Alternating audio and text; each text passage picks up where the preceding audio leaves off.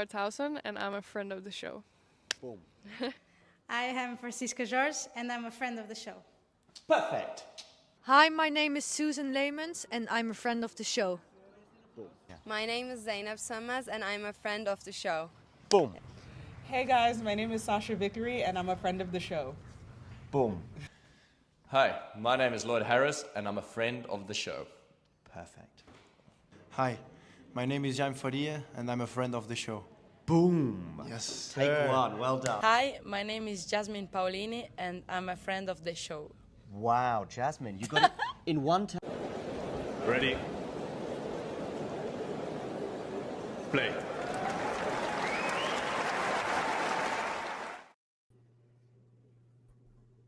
Good afternoon, good evening, good morning, whatever time it is in the world, wherever you are tuning in from.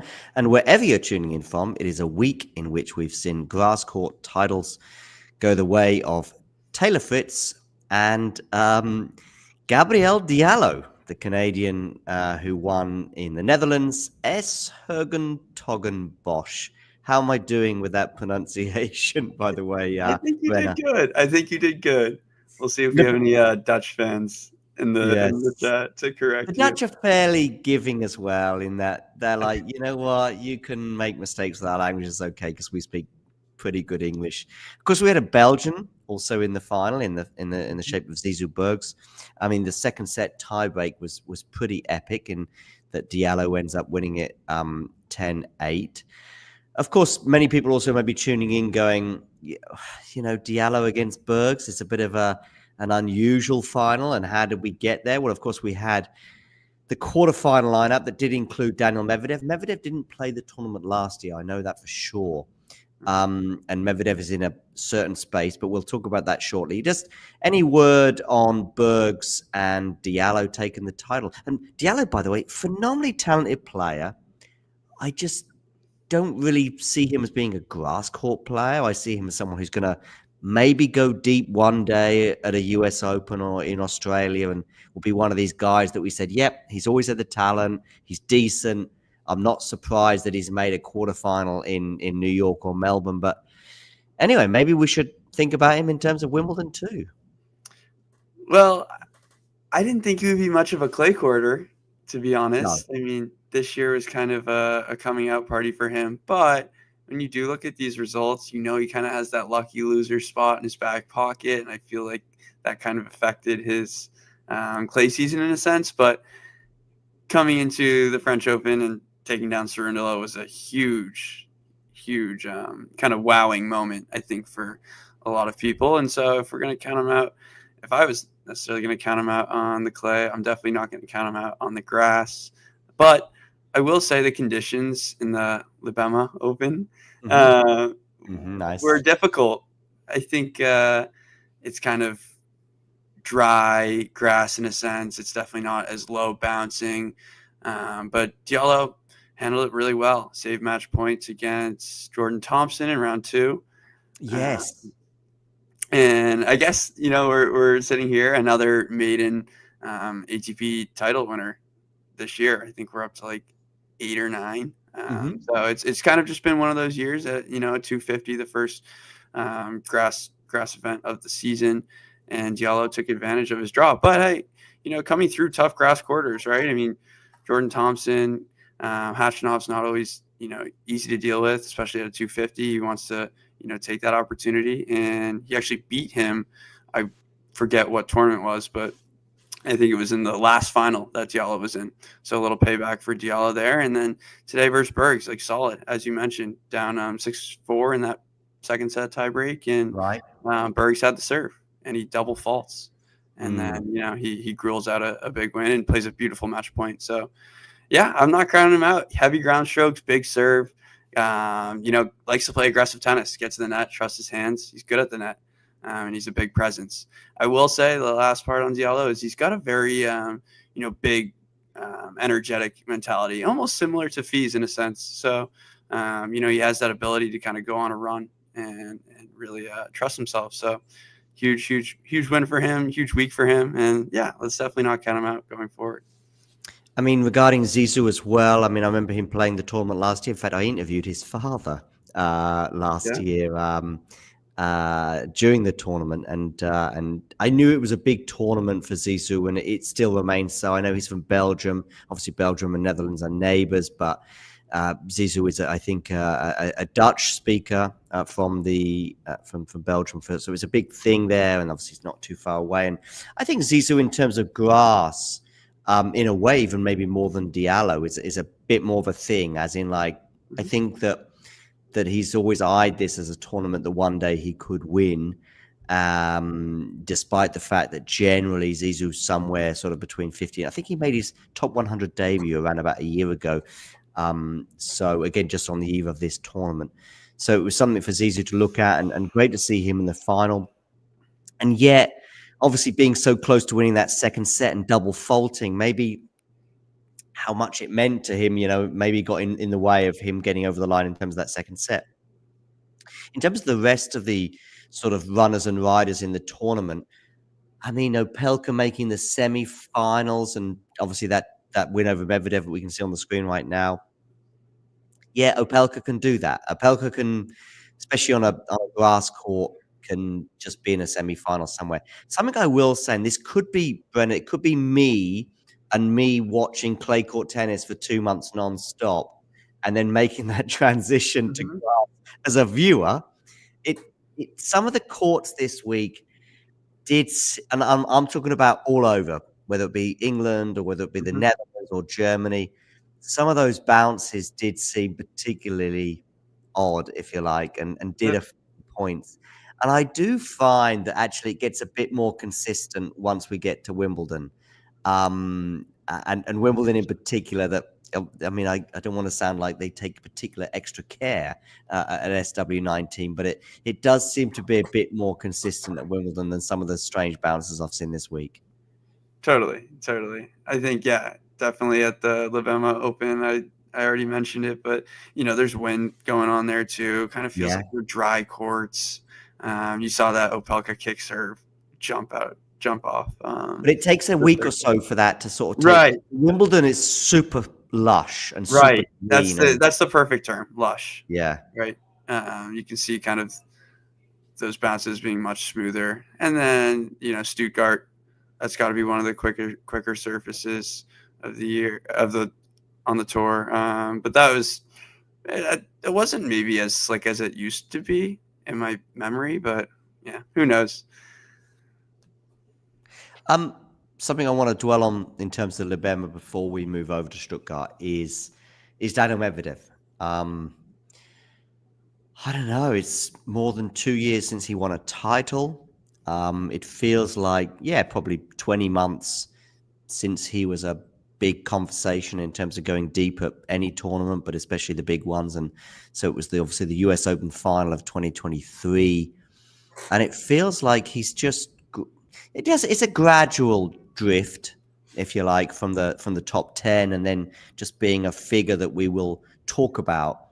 I mean, right now, a semi-final at Wimbledon, even though it was 2024 and also 2023 when he was making semi-finals, I think at Wimbledon, both 23 and 24, he made the semi-finals. Certainly 2024 he made anyway, obviously beating Yannick in the quarters. That feels like a long, long time ago regarding Daniil. It feels like a long time ago, and it also feels like we haven't seen that level for him, or even have the confidence in him in terms of like going into the match and understanding like, oh, we're going into like the deeper part of the match. You get over that third, fourth set, and you're watching that match versus Sinner, and you're pretty confident that he's going to grind him down. I know there was some things going on, physical, Sinner situation, but I just haven't felt that from him. And you even see in the tie break, I know it's a 250 event and it's the first week of grass season, but 3 double faults in a tie break. It kind of just shows you, like, I don't remember when we got to that point, but when Medvedev, not necessarily tight moments, just why not, 5-5, 30-all, for example, and he's just going, 2 first serves, and he's like, F it, I'm out here to just, if it goes well, sure. So the thing is, kind of where we're at as well, Brennan. I mean, we've we've seen with Daniil at even when he was in his pomp in 2019 or 2020, 2021, you know, he will go through spells, a couple of months. The surface, of course, is huge. But, you know, once the hard courts came along, he's back in the conversation. And he's back making semis and winning titles and making Grand Slam finals. And it's like, okay, that's Daniil. But it's been sort of 2 years now. And I know, as I say, there was that Wimbledon semi-final a year or so ago. But he's not even a factor nowadays on the big hard court titles. We're not going into Canada or Cincinnati and we're going, well, here we go. We're back into Medvedev territory now. We're not there anymore. No. I think, I guess you mentioned it, kind of, you go back to Rome and then, you know, you win Rome and you go play French Open, you lose to Field. And that kind of starts to decline in terms of just his game plateauing in a sense. You know, Daniil is actually known for making a lot of adjustments, more so like tactical adjustments in matches to maybe climb his way back or give himself better looks or trying different things. I feel like that's kind of the experiment we've seen over the last year and a half. And I think that weighs on the mental. So I understand, you know, people focusing on that side of things, but he actually is out there trying different things, whether it's, you know, returning tighter to the baseline, you know, just being more aggressive in general. I watched a very push battle versus Mannarino, and he arguably could have lost that match, but he was willing to like hang in those rallies and dig deep because, you know, Mannarino is one of those guys who will do the same thing, right? He'll push all day. And so you still kind of see that grit. But I guess, yeah, we just haven't really seen any like spark in his game, right? We think about the serve. It used to be like, I guess not necessarily dominant, but it was very good. And right now he's just not getting as much out of it. And yeah, I guess like happiness on court is important, but yeah, he's defending a lot of points, you know, in 2 weeks time. So it's just, it's important to understand the magnitude of the situation because he is going to drop down the rankings, maybe even out of the top 15, who knows, but. We saw him at the ATP finals last year as well, getting very frustrated with his own level and his own game and situations where he turned his racket around. I don't know if you remember that in the return of serve. He's just so peeved and so annoyed at how that match was panning out. And it's also a tournament where, you know, he won it in 2020, albeit I think that was in London. I think he won it that year. He did, yeah, because that's the year when he won it and he celebrated in a sort of shrug the shoulders kind of way. There's a question here from Jake, and I think that's where we're at, right? And by the way, I've been wrong. Even on Daniil, I've been sort of wrong before. In about 2022, towards the end of that year, when obviously at the beginning of the year, he's 2 sets up on Rafa, loses the title. It felt like there was a hangover for him that lasted for months and maybe even the whole year. And yet by 2023, he's back again and he's in the mix, especially when it comes to hard court. So I was wondering whether we were ever going to see Daniil back, you know, in a Grand Slam final again, or even doing big things as early as that. And that was 3 years ago. So he's put me on there and other players as well. But this question from Jake is kind of what I'm saying. Will we see Medvedev back to his best, or is this it? And I'm in the this is it category. Right. I feel you. I'm with you. I think all things considered, I guess it's not that he seems content. It's just, you know, same style, same coaching situation. That's why it does feel a little scarce when you have so many points to defend. And then we're going into a U.S. hardcourt season where, you know, he used to be to someone like who's really, really threatening. And now at this point, just don't feel the same way about him. And that's worrisome, you know, going into the hard court swing and, you know, he's quote unquote a hard court specialist. I just don't feel like it's the same Medvedev.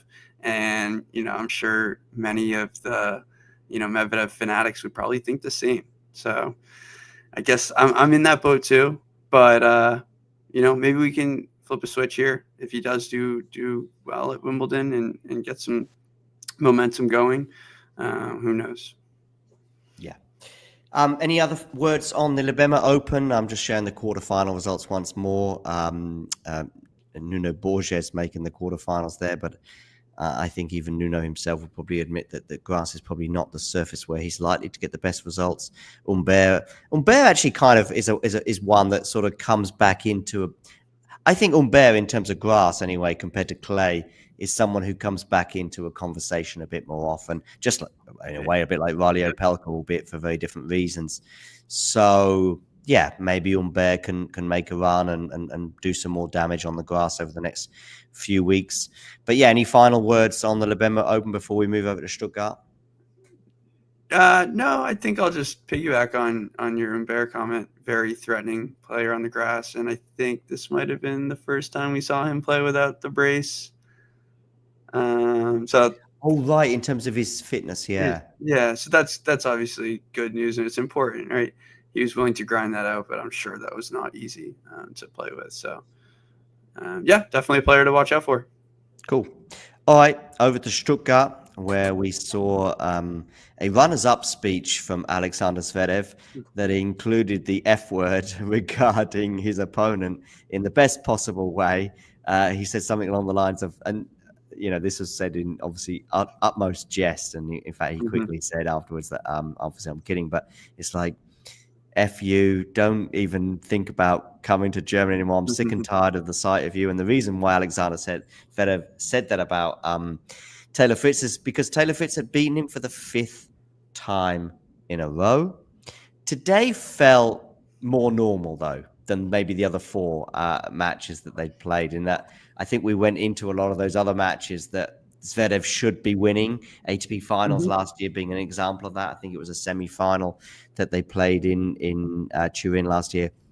And it felt normal that Zverev would win that match, and it felt normal that Zverev would beat him at Wimbledon last year. And I think there was also the asterisk over the Wimbledon loss in that that was when Zverev picked up a knee injury that I think impacted him for the next sort of 6 weeks or so. But today felt normal that Taylor would win that match. I don't know how that felt for you.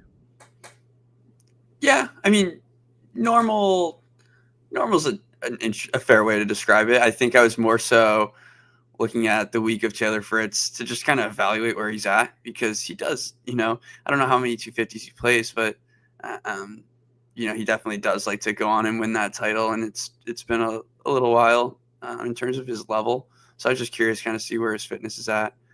He's had this like nagging ab injury, and it didn't seem to bother him. Right. Yes. So I think, first like big match in a while. I mean, clay season was not very friendly to him. Thinking like draw wise, maybe it wasn't either, but sure. First round, like Altmaier, I think it was. Yeah. So right. So that was kind of the storyline for me going into this week for Taylor Fritz. Where does he, stand physically, and he answered all his questions, goes unbroken. If I'm correct, in the tournament. So positive in terms of that's kind of where he was getting going about this time last year.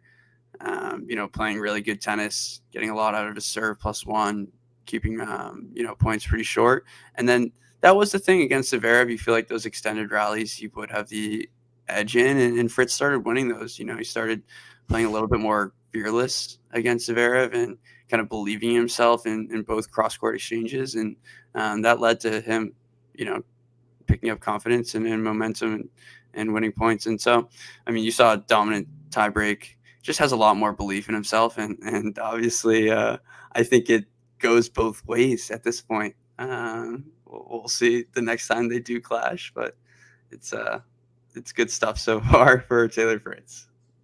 There's certain players and certain surfaces, I think, in particular, that when the next group, like I said almost at the beginning of the show, or maybe it was pre-show when I was chatting to you, the next bunch, you still don't think. So let's just take the French Open, for example, clay, obviously, and you're thinking, okay, Tsitsipas is in that next bunch over the absolute elite where we are right now.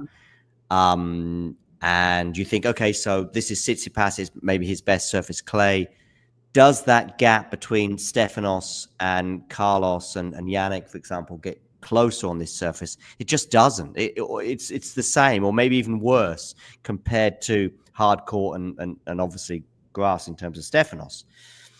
And yet maybe maybe, and this is for sure, you can definitely say, John, you're clutching at straws, but maybe like Taylor on a hard court against Yannick, or Taylor on a hard court against Carlos, but especially Yannick, I think, and we saw it last year at the US Open, in the US Open final.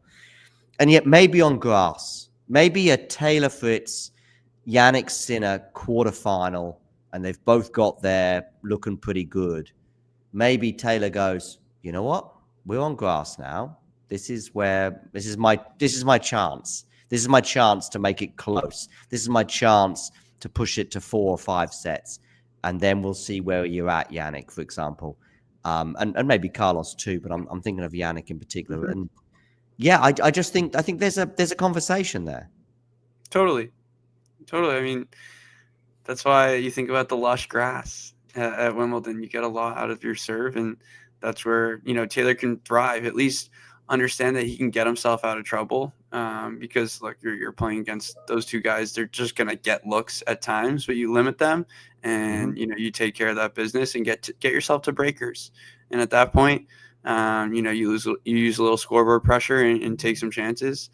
That's kind of what defines the best players, right? Is your decision making and how courageous you are in those moments. And I think for Taylor, he's gotten better at them over the past year in particular, going deeper at these tournaments. And I think like another match that I think about was, we talked about it earlier with Medvedev, but that one in Turin against Medvedev, just consistently winning these extended rallies. And I think that's like that carries over for him. But yeah, I mean, I want to have those conversations, John.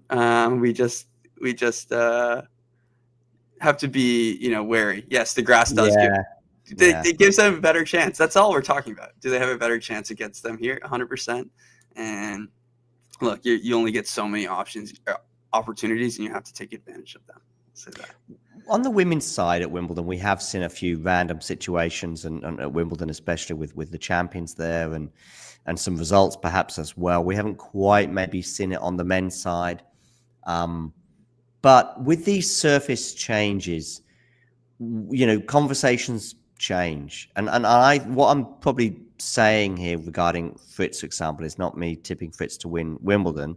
But I joked in a chat, I think it was on Friday, when Felix was playing someone on Friday. I'm trying to think who he played in the quarterfinals. But he won in. Oh, I know who it was. It was against the German. Who was the young German who got to the quarters? Engel, exactly. Yeah, exactly. And then Fritz ends up. Felix ends up winning that. And that's what I mean. If outside of the big three, whatever, and they're there for whatever reason, of course, I'm talking about Djokovic, Sinner, and Alcaraz. Then you've got a bunch of players that have some pedigree of various different. I mean, yes, clutching at straws, but you go Chapeau and Felix at the beginning of every year must, like, even if they have a rough 4 or 5 months, they must go. And by the way, those two players have had some titles and stuff and some good stuff this year, but they must both go, you know what? As bad as the clay court season was for me, I've still got that grass to look at, and I've got a quarterfinal in Felix's case at Wimbledon in 2021, or in Chapeau's case, a semi-final the same year. Hurkacz as well.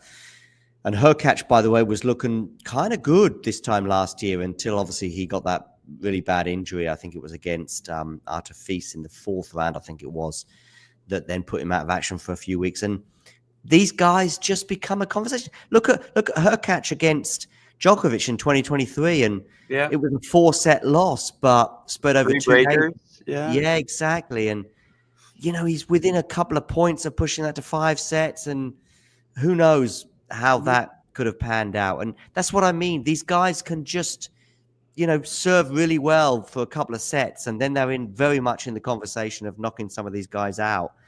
And so I think, and it's funny, the reason why it's kind of funny is some of these guys, like Chapeau and Felix, are not really in big conversations. Yes, they're in conversations at 250s, and maybe it's Dallas and it's a 500, whatever.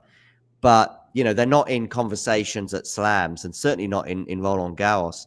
And then suddenly it's like, oh, hello, grass. They can do something on their day. They can serve really well for a couple of sets, and suddenly they. And so I think also where they're ranked, they're not okay. In Taylor's case, they are, but a lot of these players that I'm mentioning now are sort of kind of forgotten players of tennis. Yeah. I mean, I guess we have a few minutes here. We can focus on that type of player, and also Berrettini was another name. I think totally fits in that category in terms of been to a Wimbledon final, and also another match that I'm thinking of. You said it with Hurkacz, but Berrettini Sinner, that was 2023, or was it 24? Where Berrettini wins, or I think Sinner won in 3 or 4. I think it was 4, but 3 of them might have been breakers, and Berrettini was playing. I think it was. Didn't Berrettini play? Didn't he play Alcaraz that year? I could be wrong. Let me check. Berrettini. He couldn't have played both. It was at Wimbledon. I remember. 2023. Let's have a look. Okay, yeah. So he lost to Alcaraz in 4, but what? By the way, I mean Berrettini's obviously been a conversation on grass, but he beats. What a run, by the way, that he had in 2023 that I forgot about. He beat De Minaur in straight sets. It was crazy. He beat Zverev in straight sets, and then he comes up against Alcaraz and he loses in 4. That's his 2023 run. I mean, it's a really tough run, by the way. And Sonego as well, who can be half decent on the grass too. I remember that year. It's the year that in 23 that David Law from the Tennis Podcast said, I think Berrettini's going to beat Alcaraz. And it's not wild to suggest that, bearing in mind he won the first set of that match, but also who he'd skittled over the previous 2 rounds and his pedigree. And 2022 for Berrettini was super rough because he has to pull out on the eve of the tournament through COVID. And I think Christian Garin was going to be his opponent. And Garin ends up making, I think, the 4th round of the quarterfinals because he takes Berrettini's berth in the draw. But yeah, of course, what we need to think about here, Brenner, is, and for our audience who are going, Berrettini currently hasn't played since Rome. And even that Rome match that he did play when it was against Rude, wasn't it? And he'd also had a rough spell in Madrid in terms of health. So he's pulled out of Queens. So his Wimbledon participation, we hope happens, and we hope it happens in a normal way. Right. We don't. No, I mean, just not certain in terms of that situation. Obviously, we are hoping for the best. Hopefully, just, precautionary, give himself as much time, but it is a little bit concerning, obviously, because now he's not going to play a lead-up event. Or, I mean, I just don't expect it. But given the way his last couple of years have been, so. Right. But yeah, I mean, I guess I'll go off that. You think about those players in that age. I think about some of the young guys having maybe a little coming out party on this surface. You think about Ben Shelton, and Jakub Benčík is like screaming out here as I'm looking at players. Like, he's got such a game that can, be troublesome. I mean, I don't know in terms of experience, still such a young player, but definitely has like a game and those types of weapons to compete. Ben Shelton, of course, got to the semis before losing to Zverev, wasn't it, in Stuttgart? Yep. And I saw him play last year in Mallorca, which I think is the last week before Wimbledon. And I know it's a bit cliche with the lefty, but I saw something here and I thought, this guy is such a great athlete and so talented. And he'd made, hardcore semis in I think now he has made both Australia and US, although at the time I think he hadn't, obviously got there in Australia until this year. But I see him as being someone who can, he pushed Alcaraz to 4 sets, didn't he, recently in Roland Garros? And I know we're now talking about grass. I was just, maybe it's me and my 1990s, 1980s kind of Wimbledon thought, but I thought, if this guy could command the net and master the net play and maybe do some serve volleying, and this guy's got a semi-final at Wimbledon written all over him. Now, of course, these guys are thinking bigger than a semi-final, and but yeah, why not? Why not a semi-final this year, and who knows, some point in the future? Again, it comes into this conversation of there's 3 players out there that are sort of head and shoulders in different ways. Djokovic just because he's just a legend of the sport, and Alcaraz and Sinner because we know that they're just cleaning up at the slams right now.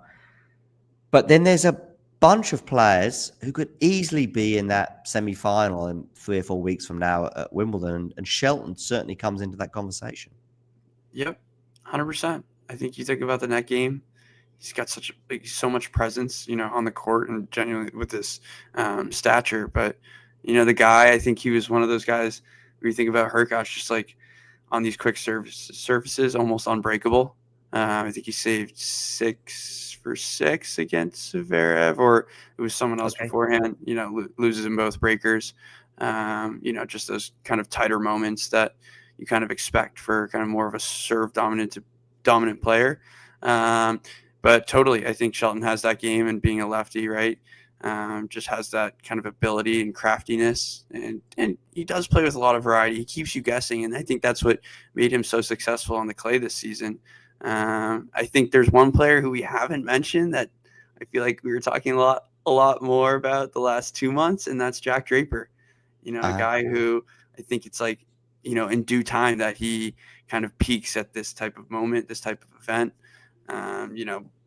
Very up his alley in terms of the surface. And once again, it's just one of those things we talk about, leveling the playing field as much as possible. He had a tough loss to Nori, it was last year. But the guy's got so much game in terms of, his progression from how we're talking about him now as opposed to, 12, 18 months ago. It's just drastic in terms of his changes. And I think he meets the moment really well. He's done well enough to get himself into these types of conversations. And he's, for me, he's right there in that like kind of 4th, 5th spot. And definitely, it should be like an easy quarterfinal. And then, there are so many players. And so this is probably what I've gradually talked us through and got us closer and closer whilst looking at the previous 2 tournaments. But there's so many players in this. They could make the semi-finals at Wimbledon. And of course, Jack Draper is among them. Of course he is, bearing in mind his grass court pedigree, beating Carlos, of course, on the grass in 24, I think it was, at Queen's, wasn't it? We're going to see a few things in the next 7 days at Queen's, by the way, that may answer some of these questions. But, Zverev being in the semi-finals would be the furthest he's ever been at Wimbledon, but of course it's not a wild prediction. Jack Draper for the aforementioned reasons, and especially because he's had a great year. Lorenzo Musetti made the semis last year. For me, that's a kind of slightly over performance on this surface, but whatever, Taylor Fritz probably should have beaten Rafa in 2022 in the quarterfinals there in that 5-set loss. And he was building a really good pedigree on the grass and has added to it today in winning in Stuttgart. Then as we go down, Tommy Paul wins Queens. So you can't be slouch on this surface if you're winning Queens. Holger Rune, I think, again, regarding his athleticism and probably didn't play the smartest of matches against Novak last year in losing that particular encounter, but it's there. Demon Noor, by the way, consistent as it comes across the tour. Of course, he didn't make the quarters in Roland Garros recently, but for sure, of the 3 surfaces, clay is at the bottom as far as I'm concerned when it comes to Alex, and grass is there or thereabouts, and maybe because of the lack of opposition is even elevated for Alex in terms of grass. I thought he was going to be a really, really, really tough opponent for Novak, and this is a Novak who was having knee issues this time last year, but of course he has to withdraw through injury. So he's obviously back in the conversation very much for that semi-final berth. Ben Shelton, we've already touched upon. I'm skipping Medvedev, probably for obvious reasons, which I've already highlighted. Tiafoe is a guy that hasn't even been on my radar, but, he's decent on the grass. I think, did he win Stuttgart? I think he did in 20. That was 23. But, John, an underrated story is... Go on. Tiafoe is up 2-1. This is against Alcaraz last year. 2 sets up, 2 sets to 1, 4-4. He had love 30 on Carlos Alcaraz's serve, and Alcaraz gets out of the jam, and the rest is history. But Tiafoe obviously does have the game. But we can keep going on these guys here. I know we can. And by the way, listen, we're never going to get this far down the ranking because he's outside the top 50, I think, right now. Where is Fonseca right now? Somewhere around about 60 or 70, I think. Probably like 59. 57. Yeah. So we're not going to go all the way that far down, I think, in terms of what the screen share I'm showing you right now. But let's bring him in just very quickly. Yeah. Yeah, I think we can see a run. We can see a couple of wins. He beat.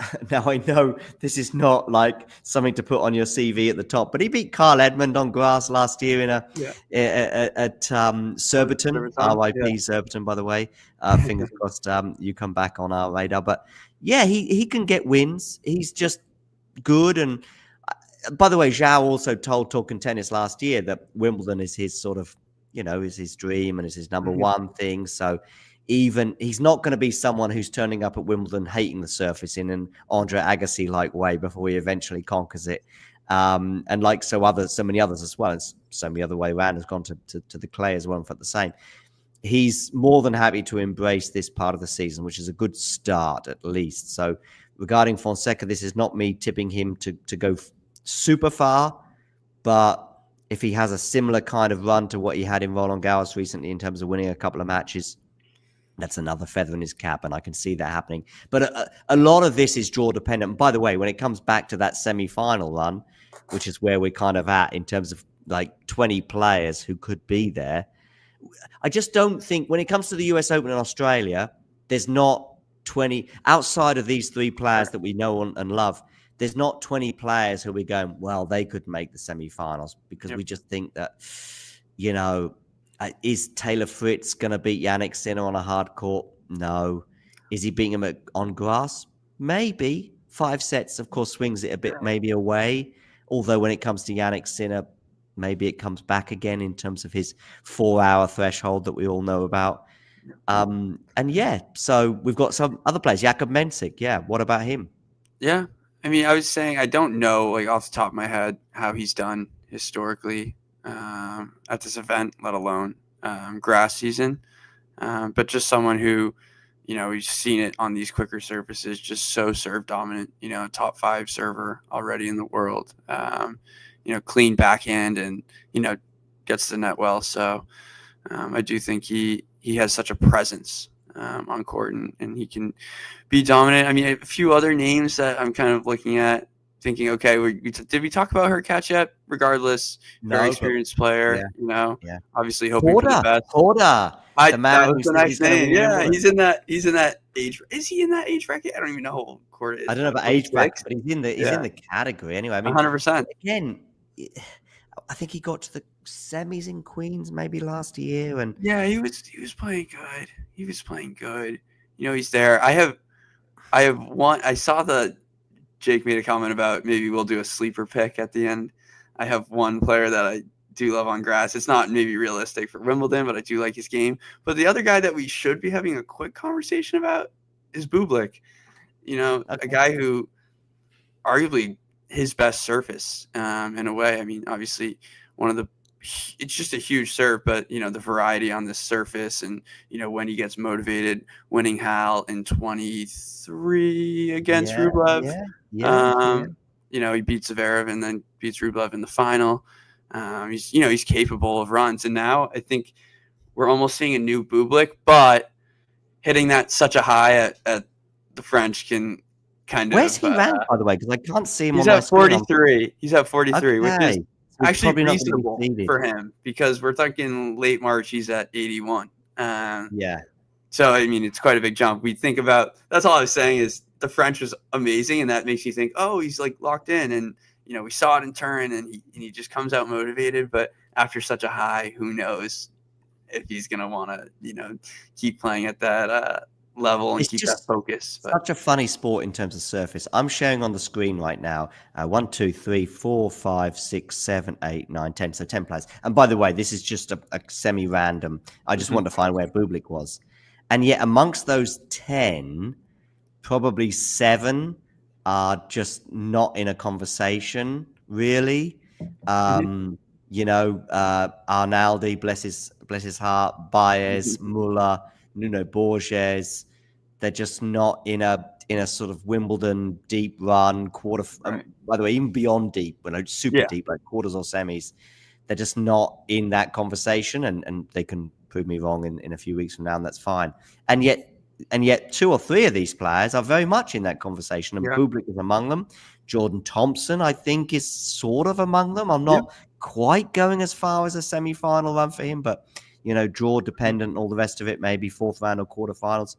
Even Marcus Giron, I think, or Giron, has a good grass game. I love his grass game. I mean, I'll take this opportunity to talk about 2 Americans that are almost on the screen. If you were to scroll up a few more, you'd see Alex Mickelson, who has a really good game for grass.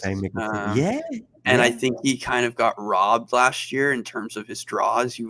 What happened in his draw last year? I mean, he was just drawing, really good grass players, and not having, he's still he's a young kid. He's 20, not even 21 yet. And he's been on tour now like 2 years, but good grass game. He's been to the Newport final the last 2 years, losing to Manarino. He won it 1 year, right?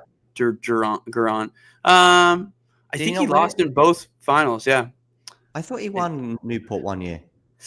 I think it was just a loss to Manarino, and then he lost to Garon last year. Yeah, but Giron won it. Yeah, Giron won it 1 year. Oh, see, Mickelson. Yeah, sorry. Yeah.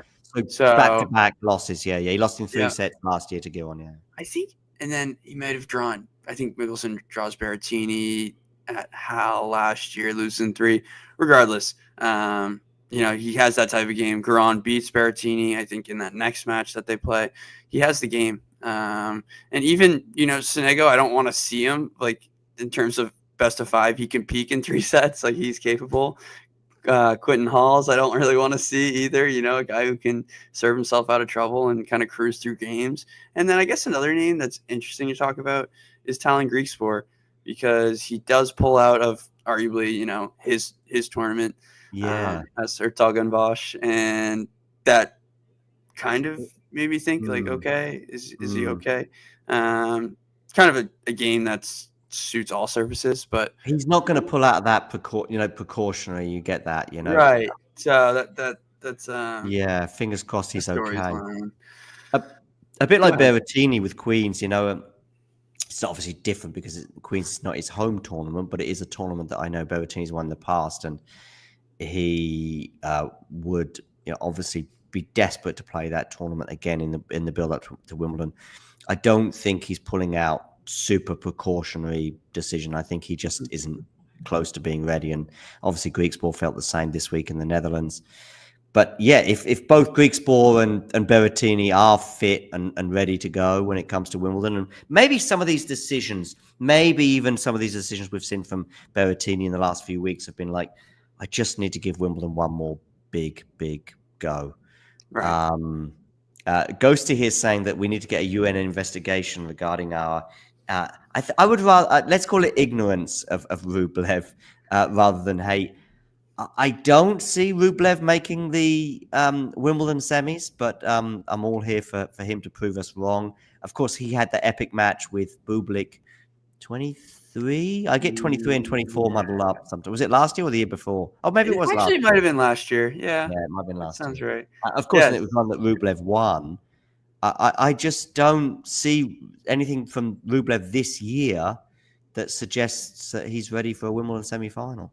Well, yeah, I mean, since we're talking about it, I know we are a few weeks out, but this is like kind of turned into a Wimbledon kind of preview in a sense. Mm-hmm. I mean, of course, I love Rublev and his game. It's just, if we're having like serious conversation, he just hasn't made it past the quarters at a slam. So it's just, I guess we are having, fun conversations about outsiders, but, obviously a player that can do well across surfaces. It's not that I'm counting him out. It's just the reality of like getting there and getting over that hump is kind of been the tough part about, I guess, his like career in a sense, Yeah. And I also think that of the 3 surfaces, probably you can get a draw dependent scenario and suddenly it works out. But he's decent on grass. It's not that it's not like a huge gap like it is for certain players that we skipped over. For example, Sebastian Baez springs to mind in that, he's a conversation on clay, albeit I know that he's never really done it in Europe as opposed to South America, but it's a conversation. If you said, look, I've got Baez in my draw and he's reaching the 4th round at Roland Garros, I would have to have a quick look at the draw and go, oh, okay, I can see how he's getting to the fourth round there. But if you had him, Sebastian Baez, in your fourth round at Wimbledon, I'd be going, what draw is that he has that gets him there? Whereas, yeah, Rublev, fourth round, Wimbledon, yeah, sure, maybe quarterfinals. But yeah, if he's going to break his quarterfinal barrier, well, I'd be surprised it happens at Wimbledon. But who knows? Safiullin made the quarterfinals, I think, 2 years ago. And again, he's a guy that, becomes actually he's probably regarding clay and grass. I spoke to Roman a few months ago in Portugal, and getting wins at challenger level on clay is a challenge for Roman, and getting wins at Grand Slams may be less of a challenge for him on grass. Totally. When it comes to Rublev, the gap closes. But ultimately, the ultimate end goal is not often that different. And yeah, right now, I don't see... if you said to me who's more likely to get to the semi-finals, irrespective of the draw at Wimbledon, Hurkacz or Rublev, it's Hurkacz for me. Totally. He's in the semi-finals. Berrettini, if he's fit, he's in the semi-finals. Yeah. I think Jake brings up a good point. We're talking about Goran Ivanisevic is now the coach for Stefanos Tsitsipas, who we haven't mentioned. I mean, he's a player that I don't really have a lot of belief in general, but on the surface, not so much. Obviously, he does have a very power and forceful type of game, likes to move forward, get to the net. But I just don't know if we're ready to have those conversations with him. Definitely it'll be cool to have a new addition to his camp and, see if that can make strides. But you also have to point out how quick it's been. It's just been a week. I think they've been together. So really interesting, brother. Just coming to Goran and that partnership, because Novak was quoted recently talking about it. And it's just a funny thing that Novak highlighted. He said, I think I don't think, I'm more than think. I know that the relations between Novak and Goran are still very good. But he just said, I think Novak said something along the lines of, it's kind of funny because Goran always had a two-handed backhand, and now he's working with a guy with a one-handed backhand.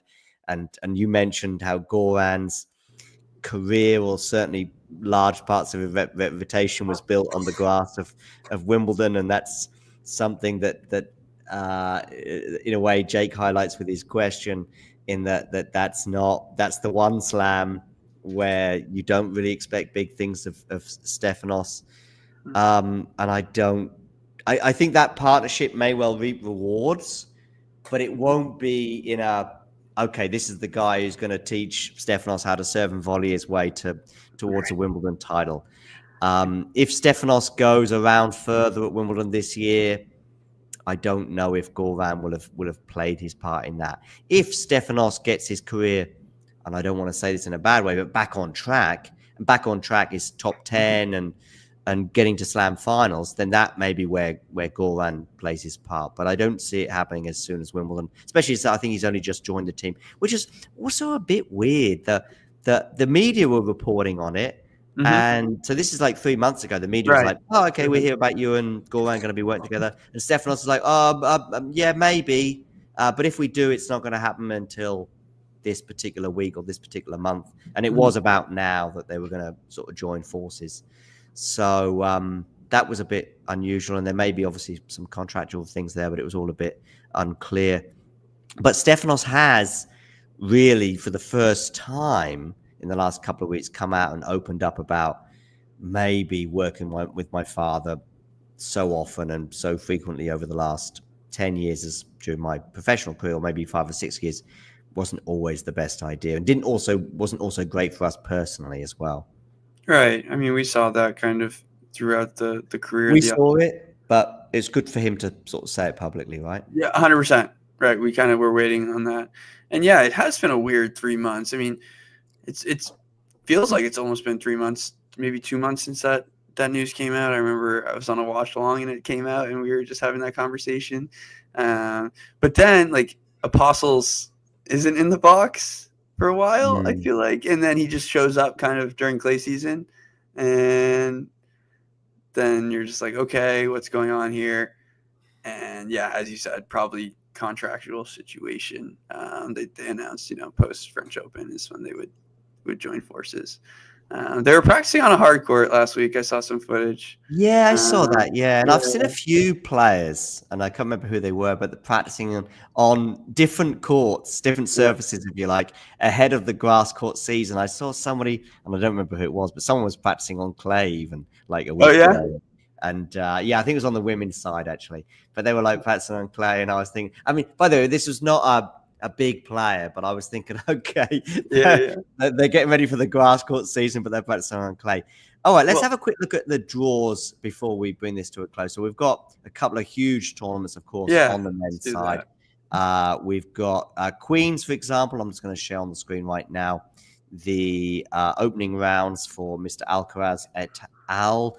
And he's in the same quarter, as it turns out, as Mr. Ben Shelton. So they, of course, played each other recently in at the French Open and went 4 sets. And it was really 4 pretty tight sets with just a break or 2 here and there and a tiebreak as well.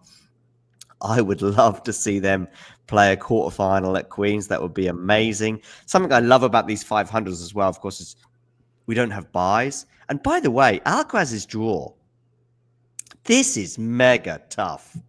Davidovich Fokina in the first round, and he's decent on the grass. Well, yes, John, but I will have to stop you there because I think the wedding just happened. Is that correct for Fokina? Okay. Yeah. Artifice was there, right? Yes. It's a funny thing as well. Yeah, so maybe it's. So I think he might get a free pass, but yes, keep going. Maybe this is the what do you call it, the bachelor party? So exactly. So Artifice, I don't know where he's playing this week as well, but if he's in Halle or wait, one more part. It wasn't. It was funny because the last time they played each other, like, he'll still be. Oh, it was Monte Carlo semifinal, I think it was. Okay, yeah. He's like, he beat me, but he'll still be invited to my wedding or something. That's what they said. Oh yeah, right. But was the wedding this past week, and Carlos is partying in Ibiza because he wins the French, so he doesn't go. I don't know. But anyway, but listen. Just let's imagine Davidovich Fokina is ready to go. That's super tough. Jordan Thompson, I guess he'll beat Munar, but we'll see. That's tough. Yep. And then, by the way, we could also get a second round between Shelton and Opelka. Yep. So that's tough for both players, and whoever wins that one will be tough for Carlos. So, wow, I love 500s. 500s in a way, if you get like a lot of people, by the way, Brenner, and I have a particular opinion on this actually regarding the lack of a 1,000 on grass. I think we just don't have time, and I don't think it matters. I don't think it matters. If Queens was a 1,000 this week, okay, if Queens was a 1,000 and Halle was a 500, then we know where most of the players would go towards, but it would just damage Halle if that was the way around, or also the way around. But basically, it doesn't matter. Tennis is still going on. People want to win tournaments. They want to get ready for Wimbledon. And who cares whether Queens is a 1,000 or a 500 in a way? This time of year in particular, when the season is so short, it doesn't matter whether Queens is 1,000 points or 500 in a way. I'm totally with you because, funny enough, my friend actually asked me sent me the post that Tennis Channel put up on their Instagram. They're like, if there wasn't a 1,000 level event, where should it be? And I said the same thing. I said Queens, like that's where they should have it. But it's just like, yes, it's too quick of a season. It's like, how serious are we going to take this season, right? We have the top players playing one event, right? And then it's a major. And, great. If they do go deep, it's awesome. But at the end of the day, it's just for, getting more matches on the surface and, trying to just prep yourself as best you can. Of course, Carlos wants to win it, right? You play one event pre-Wimbledon, you want to win it. And he won in 23 and then loses to Draper last year. First round, did he last year to Jack Draper? Yeah. Second, maybe. He beat Cerundolo and then... And Cerundolo could be decent on the grass. In fact, when we were going down the... we did kind of skip over him. Yeah, we did. Yeah. You can accuse us of skipping over Rublev, but boy, we skipped over Cerundolo. And I thought, for sure... It's funny enough, we skipped over him, and I thought, Brenner's going to bring us back to Surinder at some point, and you didn't. I didn't. You're right. You're right. But anyway, look at this section too. I mean, we've got RBA, former semi-finalists at Wimbledon in the past. Cam Norrie, former semi-finalists at Wimbledon in the very recent, by the way, past in terms of 22. Jakub Mensik, who doesn't need any introduction. Gael Monfils the same, and Holger Rune as well. So another very competitive section of the draw. It is. It is. I mean, Mensik has a little opportunity there. Lehechka, I feel like we should get more out of him on this surface. Let's see. That's a kind of a brutal draw for both of them. That's why we do love 500. Diallo's just coming off that win in Stuttgart. Fritz is talking about well in this section.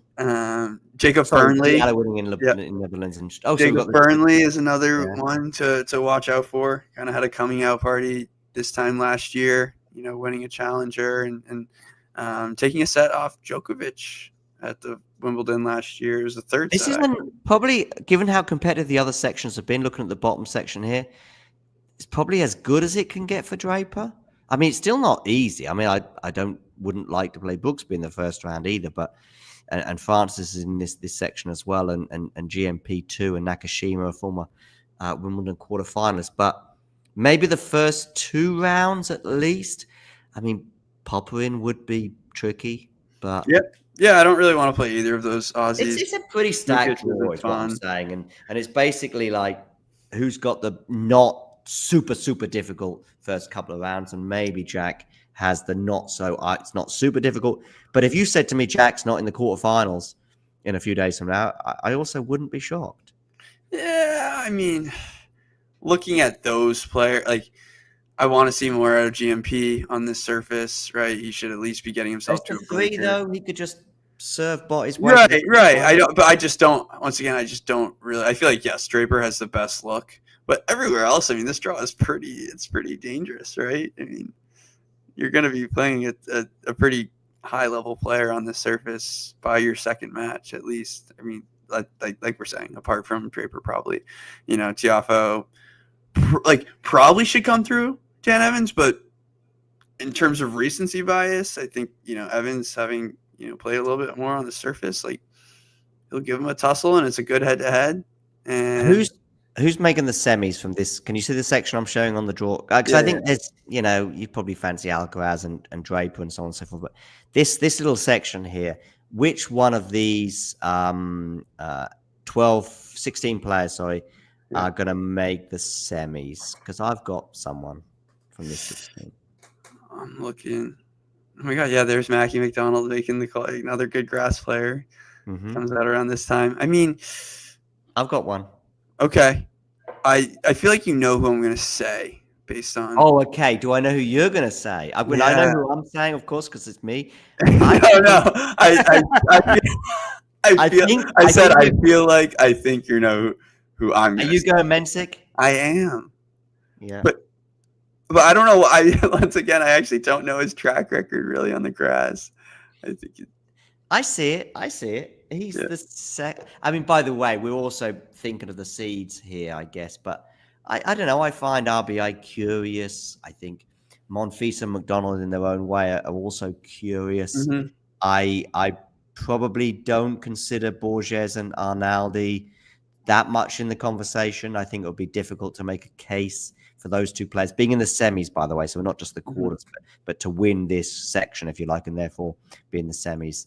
Whereas I think, you could make a case for Norrie, because if Norrie wins that first round match, then suddenly he's very much in the conversation. He's been in a semi-finals of Wimbledon before. I think Norrie's form is recovering, but more than recovering. I mean, he obviously made the semi-finals or the final in Geneva, semi-finals in Geneva, and had a decent-ish run, more than decent, a very good run for him at Roland Garros. So bearing in mind Norrie's game 6 to 12 months ago was just nowhere. We can see it's there. So he wins that first round, and suddenly he's in the conversation. Yeah. But no, I'm going Rune. Okay. Yeah. Okay. Interesting. I mean, he's the most talented player.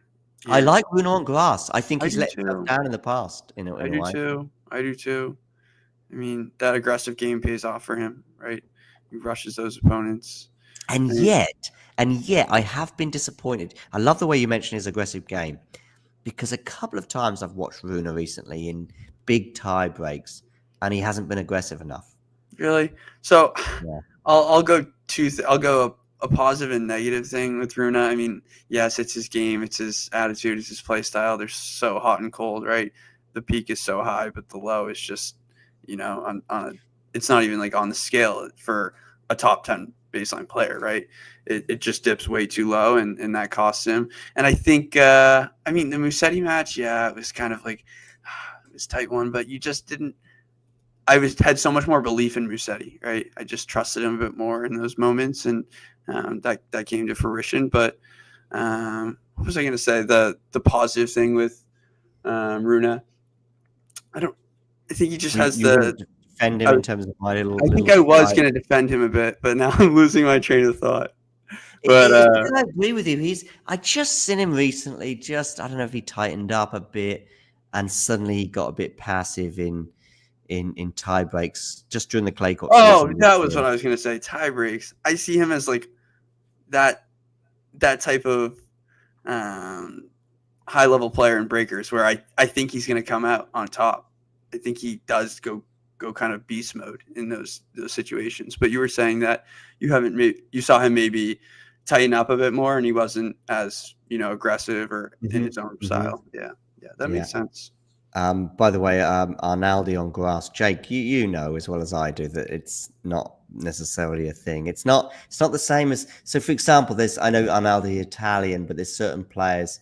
For example, the Chilean, what's his name, who's decent on grass, I think. Tabio? Tabio, exactly. Okay. Yeah. So he's someone. Yeah, he won Mallorca. Did he? Oh, he won it. Yeah, he was right. Like peaking. He was like, yeah, right. And maybe that's probably what is probably stuck in my mind. And this is where we get biased sometimes when you're there at the tournament and they end up doing really well, and something that sticks in your mind, and then it affects you for the next 5 years. And you need 5 years of bad. He'll need to have 5 years of bad results on grass before I dismiss him again, if you like, just because I happened to be there when he did really well last year in Mallorca. And Mallorca anyways next week. Let's get to Halle, unless you've got any final sort of Queen's thoughts. No, we covered it all. Yeah, let's I think so too.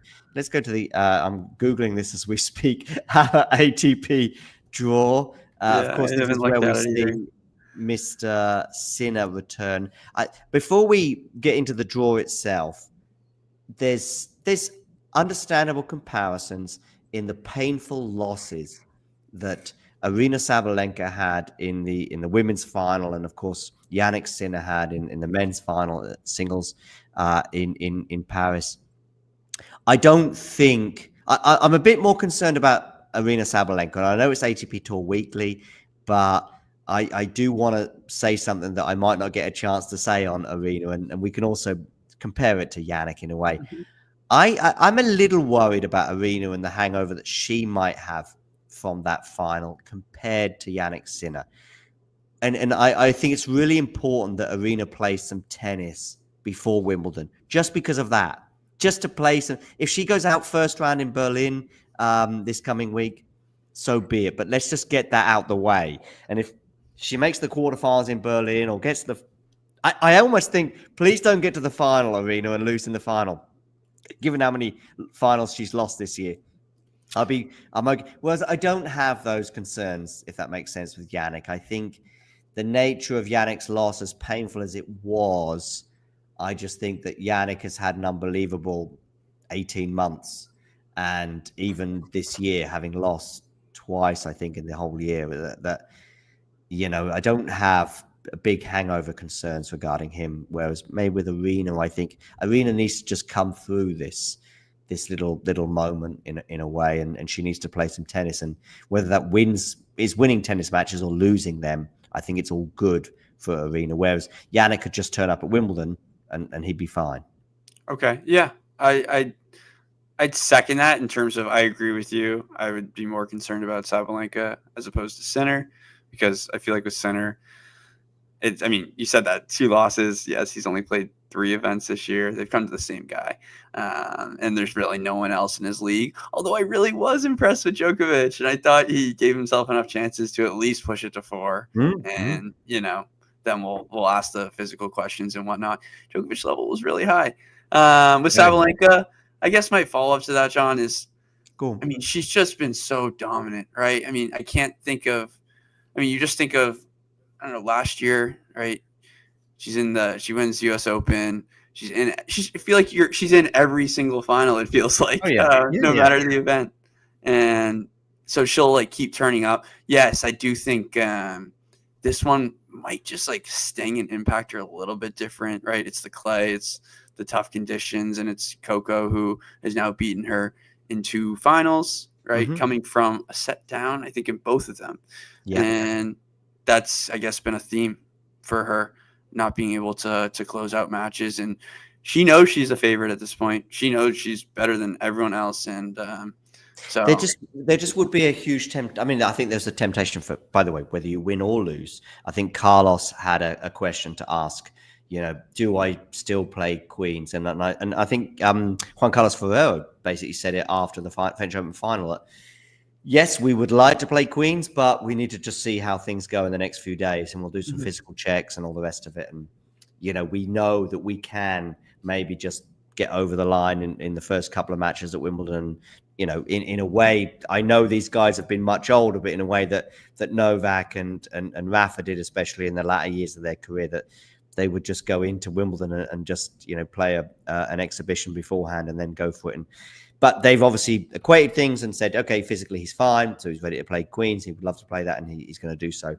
And then when it comes to Jannik, similarly, whereas with Arena, it was just like, for me, if I was her on her team and they were like, what should we do in terms of the mental side of things, I'd be like, let's get those cobwebs, not cobwebs as in like I haven't played for a long time, but let's get that out the system. And even if it means losing a match, to get it out the system so it becomes the most recent loss.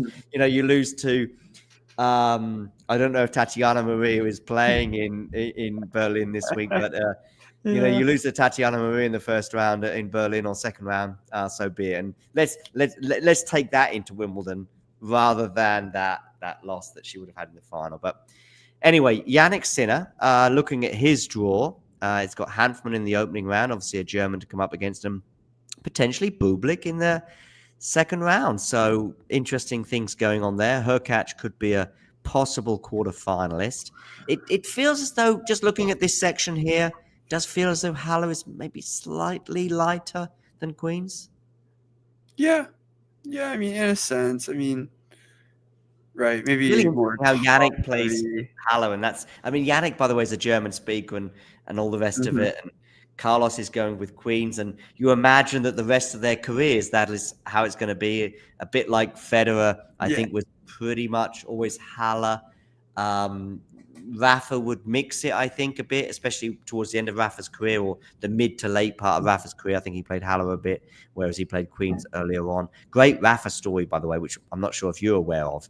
But after he wins the French Open in 2008, he gets on the Rafa and Tony get on the train from Paris to London and get to Queens at like 7-8 p.m. because this is when the grass court season was even tighter, and you're basically looking at the Queens the week after the French Open and then whatever. So I think it was 2 weeks between the end of French Open finishing and Wimbledon beginning, and it's basically raining, and Rafa's like, I want to practice, and it's like, you just won the French Open 4 hours ago. You've just walked up here and it's like, it's slippery. I want to practice anyway. And so he's practicing at Queens on the Sunday evening as the sun is falling down, or the sun is going down. And he's just, of course, he goes on to win. I think he wins Queens that year and Wimbledon in 2008 as well. And that was his sort of few weeks condensed. Anyway, back to 2025. And I think things look quite nice here in this section. Bublik is the big danger, I guess. Yeah, I mean, Hanfmann's not going to be like fun to play. It's Sinner, but he's not going to be fun to play for, a lot of people. This is probably like one of those 3 tournaments that Hanfmann, circles on his calendar, and he's like, I want to show up for it. He's got a little bit of grass season under him already. So yeah, but definitely Bublik's the one you want to watch out for. And then it's good news that Hurkacz is still in this draw, and it's Sunday night. Hasn't pulled out, so that's really good news unless we see something unexpected tomorrow morning. I don't know if he's set to play tomorrow or Tuesday. But that's good news. I think we keep scrolling down. Thomas Mahaj, haven't really mentioned his name. Do we think about him as being a thing or not? Like, not really, because of probably the serve, but he does like throw a lot of variety. Is always the issue, and I know there's some people. That is true. The amount of retirements he's seen is like a little bit worrisome. Yeah, we'll leave it at that. And and then Felix, you've been mentioning him. Can he make a little run? There's one or two people in the chat that are naysayers, if you know that expression, Brennan. Naysayers like a bit negative anyway. Yeah. But I joked. I wrote in the chat, I think it was on Friday, as he was about to play his match. I was like, Felix is winning Wimbledon. But although it was a joke, of course, it's also, he got rough with the draw in 22, I think it was, at Wimbledon when he loses first round to Sam Querrey. Not Sam Querrey. Who's the serve volleyer? The guy just insists on serve volleying is all the time. The sort of French-speaking American. Oh. Not Sam Querrey. Sam Querrey beat Djokovic and he's retired, but he was in the Melbourne. Goodness me, he's in the Melbourne 250 final in 2022, the year Rafa wins it. Rafa beat. God, I'm just Googling it right now and it's not telling me. The Melbourne Somerset. Someone in the live chat right now is going, I can't believe Max Cressy. Yeah, Max Cressy. There we go. Yeah, he is. So he loses to Max Cressy in the first round in 2022. It's a really rough draw. I mean, maybe Max Cressy right now would be a slightly easier draw, but this was when Max Cressy was in the conversation to do things somewhere, somehow with his unique playing style. Yeah. But coming back to Felix, he's honestly, Felix being in the semifinals at Wimbledon, it's not. People will be going, "You're wild, John," but I don't think it is that wild. I think it could happen if he gets the right draw. That's the thing. And there'll be people in the chat that are going, just you're wild. But okay. Well, John, here's my chance for Mickelson. There you go, Mickelson semifinals. Okay, yes, I think that's more wild, but go ahead. I guess we'll have the conversation and we'll see where Tsitsipas is at. But yes, it's one of those things where, like, if he gets through the first round, like, I think it's even easier. I'd rather play Tsitsipas or Darderi than I would Cerundolo on the surface, especially in the first round. There's Medvedev and Altmaier. Don't really know what's going to happen there. I wouldn't be surprised if Howells comes out of that little foursome situation. And then at the bottom, Garon's not going to be a fun. I know he got bossed in one of those matches. Where did Garon and Zverev play each other? Might have been at Wimbledon. I don't know. Or was it a hard court major? But that bottom section is messy. Cavalli Fonseca should be a lot of fun, right? Yeah. So Fonseca, I guess this is his grass court debut. I didn't see him playing before Halle. Yep. Struff, by the way, I want to have a word with on him. He's someone who, in his locker and his capabilities and his talent and where he's at on this surface, he's never made the quarterfinals at Wimbledon, and I think I'm basically saying I don't think he ever will. But he's someone that should have had a Wimbledon run at some point in his career, and it just never happened for one reason or another. The last couple of years, I think injuries and stuff has hurt him. Playing Alcaraz probably doesn't help in 2022, albeit that was maybe 1 year before Alcaraz was the more refined grass court player, but still a 5-set loss, I think it was, he had to Alcaraz in 22. But he's got everything in his locker to have had a super deep run.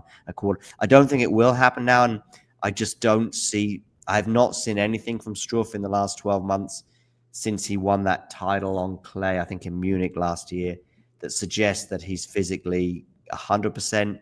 I spoke to Jan Leonard last year in an interview, and I asked him about it, and his response didn't fill me with huge amounts of confidence in terms of how he's managing his. I think it's a hip issue he's been having, and I've not seen that. I've not seen back-to-back performances from him that suggests, way, let's go. And plus, of course, I'm also thinking about his age. But listen, Jan Lennard, I'd love to see him prove me wrong this week in Hello and beyond. Me But too. Me too. yeah, I mean, you think about 2 years ago, like here, the overarching theme is unfortunately the best days are behind him at this point. But it was that kind of, you think about that 2-year gap or 2-year stretch where, he should have had that win in Stuttgart against Tiafoe. Yeah. He loses like a thrilling breaker. I think heartbreaking, right? But yeah, I'm pleased he got that was 23, I think. He ends up winning a title in Munich last year. So it's kind of that title thing at least is done. But there's one, I don't know how players reflect on this in terms of the end of their career, that someone like Zidansek, for example, she made the semi-finals at the French Open, and I spoke to her recently, and she looks upon it very fondly. She doesn't go, I wish I'd made the final, or wish I'd won the title. But she goes, I made the semi-finals of French Open. I never thought that would happen. And there we go. So maybe going super deep at Wimbledon, let's say Jan Lennard, could have made a semi-finals at Wimbledon. Do you go, oh, what a great run that was? Or do you go, that was a great run, but it could have even been even better? Yeah, I know. That is interesting. I just feel as though there's been a Wimbledon there that had Jan. There was a semi-finals for Jan Lennard. I keep talking about semi-finals because there's been the previous generation on the men's side, and we know who those 3 players were. And there's the current generation. We know who those 2 players are. And there's one person that's overlapping both. And so maybe a title just was never really there, or maybe even a final was never really there. But there was a semi-final. Roberto Bautista Agut, semi-finals at Wimbledon in 2019 springs to mind, and I'm sure there's dozens of others. And then there was just one. You just win one match in Cilic's case, if you like, and you just win that one, and that's enough to propel you towards a Grand Slam title. Right. But bringing it back to the present day, anything you want to add to any of these players on the screen? I mean, Chapeau's there. It's my man. I know. That's what I'm saying. The Canadians do they have a shot here? I don't know, John. I thought of a closing remarks question if we've gotten to that point. I would love it. Yeah.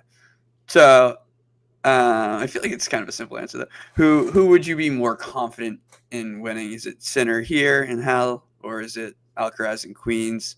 I wish that this conversation had nothing to do with a match that happened a week ago, but they both play one lead-up event. I guess who wants it more? And I mean, given their paths, who do you think has a better shot of taking the title? I think you know my answer, and I think you're going to say the same. But it is not. It's the same theme regarding these 2 players that we've probably not created, but we've seen evolve over the last couple of years. And yet it has. So I am answering the question, I promise you, but it has changed in that in 2022, there was only one of these 2 players who was in a conversation to win slams and do huge things. That's not saying that we were writing off Jannik Sinner's chances of doing that in the future, but it was like, and it was like Jannik Sinner is 10 in the world, 15 in the world, 20 in the world. Can he? I think he won his first 1,000 in 2023. I think it was in Canada. But even then, it was like, we'd seen him get to 1,000 finals, but lose. I remember him losing to Hurkacz, for example, in Indian Wells or Miami, one of the 2. And it was like, he got to a few of these finals and blah, blah, blah. But they would play each other, and suddenly Jannik Sinner would be number 1, number 2 player in the world in this particular encounter. And Carlos was in that, of course, that 1-2 category. And it was like, wow. And then Jannik would just sort of disappear when he was playing anyone else.